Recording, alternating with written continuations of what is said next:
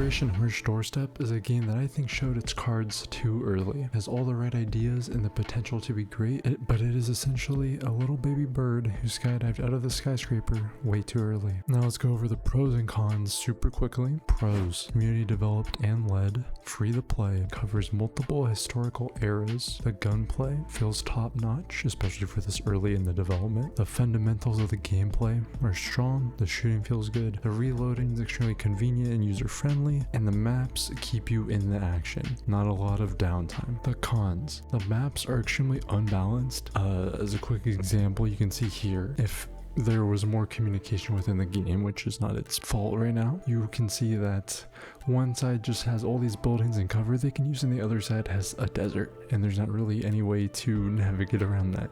It is just an inherent disadvantage. Lack of quality of life features: running with the map open, visual and audio cues for objectives or team communication or strategic points, and there's probably a few in there that I'm forgetting, to be honest. There's a lack of vehicles, which is only a true problem because there is like an AT class and stuff that combat vehicles, but there aren't any in the actual game yet. Obviously, it looks like these are going to be supported later on, as well as the maps being built around them a little too early before they exist.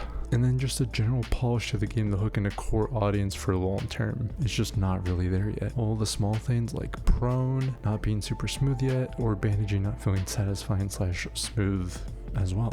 You know, it's just kind of all over the place. Obviously, again, these are things that they're being worked on, which is an important thing to point out. While that might seem like a lot of cons, some if not most are already being worked on or have been addressed at some point, which is why this game can truly become a future competitor. The problem is now that it's out of the bag and every day counts, as the casual community slowly loses interest until the next big update or the next patch release to start the dopamine drip again. That's always like a scary place to be, because you never know how long the community can sustain itself, and it's not really it's not really up to you anymore. It's more about the community that it builds around itself to survive.